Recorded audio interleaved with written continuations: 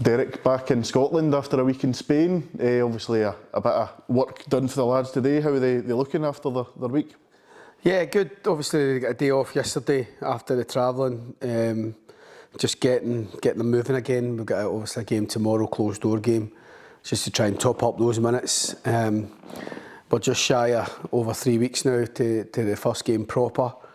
So again, the players have to take that responsibility to get themselves ready. We provide the tools for them to get fit, but they've also got to have that real single-mindedness. It's a real important time for them. I think, as I've said before, it's difficult for any player to be the 100% sharpest and best at this stage of the season, but every time you play a game, every time you do another session, you're hoping you get a step closer to that. And the biggest thing is trying to get through without picking up too many injuries. Even at the weekend there, the game tomorrow, we've got a couple of players who, if it was a competitive game, you would take a chance and just play, but we've got to be mindful that we don't want to pick up any injuries and making the situation worse. So, but we had a really good week in Spain. Obviously, Bruce Anderson's the only new signing, so there's not too much integration. It's just about picking up where we left off. But now we're back, a couple of closed door games before we play United, and again it's just trying to get that progression, familiarity back into our play, and hopefully, as I say, we're still working hard to try and make some changes and bring a couple of other players in, of course, like every manager. But the changes have been few and far between because of how pleased we were with last season. There obviously is. There's quite a few matches scheduled pre-season wise, and plenty of training. What's it like getting that balance between those? The heavy sessions and then the matches. Yeah, I think the trip in itself was again to get double sessions into the players, start to kind of tie in with all their gym work and all the rest of it. So it was a heavy load for the players ahead of the game at the weekend. So pre-season's never been one for me where the results are the most important thing. I've been at clubs, both as a player and a manager, where you sail through pre-season, we get brilliant results, but it's never really any indication of how you're going to have that campaign. I think probably last season's a case in point for us. But pre-season for me is about getting the players fit for the whole season, not just for the start of the season. And getting that kind of base fitness, core fitness is key. We've got our first game proper isn't a League Cup game. It's not a kind of one where we can be at half cock and still get a job done and get a result. It's the demand of the game's clear, so it's a wee bit different from that side of it. But the other side of it is what a game to look forward to. So when the boys are working hard, the motivation's there when they're working. They're all trying to get in that first team for that opening fixture against Bruges. So it's good from my point of view that you've got that as something to look forward to. But no, I think that with the games, I've got to try and prepare the team as much as I can, make sure everybody's at a good level of fitness. But ultimately, when it comes round to those last couple of friendly games, you've maybe got an idea of the team you want to play against Bruges, certainly. And I've got to make sure that those boys are getting enough minutes under the belt. So at the minute, it's like getting players 45 minutes here and there, integrating some of the younger lads. Again, Cole Burke and Archie Traynor come and join me the first team again. They didn't come to Spain, but just because of numbers, but they're integrated with a lot of the other younger ones. And sometimes through pre-season, some of the younger ones can really surprise you as well. So that's the good thing as well about getting the younger ones with the first team group. So all in all, it was a good trip. What to do on the pitch, what to do off the pitch. And a bit of positive news in the last few days with Marley Watkins re-signing. Yeah. Delighted to get that one done. Yeah, took a wee bit longer than we would have liked and would have hoped, but really respectful of the fact that Marley had lots to consider, really. It's easy for us sitting here and we've got our family around us every day and all the rest of it. Marley's made a lot of sacrifices to come here. And while it's clear that he really enjoys being here and it's such a successful campaign, we've got to try and let people arrive at that decision at their own time. And get in touch with Marley throughout the summer. Just reinforcing how much we wanted to work with him again. The benefits for him coming back and try to find a solution really to get him with us. So magic we've got him. A real boost for us all. Club supporters, teammates and staff alike.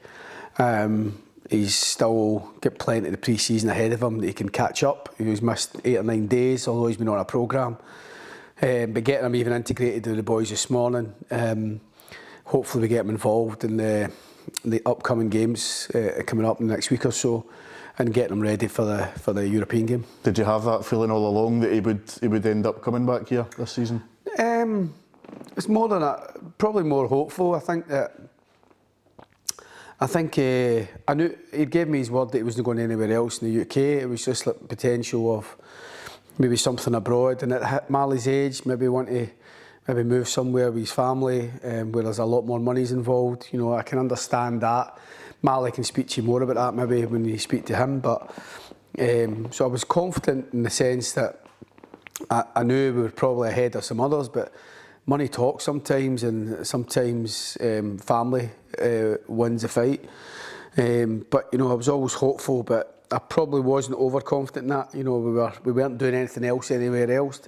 We weren't bringing a striker in, thinking that Marley was gone. So we were hopeful that Marley would re-sign, and thankfully he has. And it's a huge lift for us all, myself particularly. Over the last week, there's been a bit of media speculation that Corey and Daba will be coming back. Is there anything you can offer in that at the moment? Yeah, I don't really know if those reports are accurate. I mean, we would like Corey. I said that to Corey at the end of the season. I said it to him throughout last season. I spoke to him 2 or 3 times through the summer. I spoke to him again last week. He's probably still got to get himself sorted out at Ipswich. We feel there's a deal to be done. My conversations with Ipswich, I think there's a deal to be done. But Corey has to sort things out at Ipswich first. Obviously, he's contracted there for another year. And I don't think Corey's in that place yet where that's clear. They're just started back training today, I think. So we'll wait and see on that. But I think we've got to be mindful that we're a couple of defenders short. We'd like to try and make a couple of signings there if we can. And we're mindful that we'll get in a very important game for the club and a very important season coming up. So if we have to move on soon enough, then we will. But we would like Corey. I think there's a deal that can be done there. But ultimately, Corey might have more than one option, and ultimately, he's still got to sort his stuff out with Ipswich. And how's the rest of the squad looking on that front, you know, in terms of deals and you know, on the pitch? Yeah, it's ongoing. I think what we've been better at recently as a club, and it's something that that I wanted us to be better, is to try to secure players for longer term and try to get a wee bit more stability and a bit more security, a bit more certainty with things rather than too many changes. Year in, year out, making loads of wholesale changes. I don't think that's a good thing for a club. There's a time when it needs it, but on the back of last season, we wanted to try and retain the core of what we had.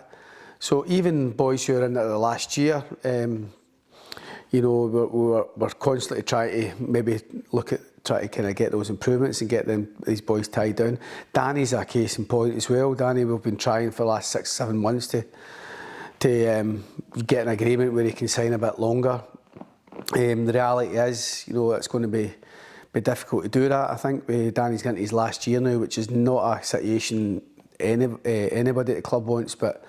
And we've tried hard to try and avoid that situation. But so all these things are ongoing. So you're trying to keep good players within the club, as well as try to attract good players from out with. So it's a constant battle, that, to be honest. But while the players are with us, like Danny, you know, he's got a lot to offer us, and we don't want to just let people walk out the door cheap. And you know, he's such a key player for us. We've got Europe to look forward to. But we see the importance of trying to get that kind of longer term stability for our players. And we're looking to try and still bring in another couple. Obviously, the forward areas are settled down now with Marley signing. We still need to bring a goalkeeper to have that real competition again that we had last season. We will in Kieran. So we're looking to try and bring a goalkeeper in on that side of it. And defensively, we're still looking to try and do that. The board have been very helpful with us and supportive for the squad. And we just try and put the squad together the best we can. That can hopefully meet the demand.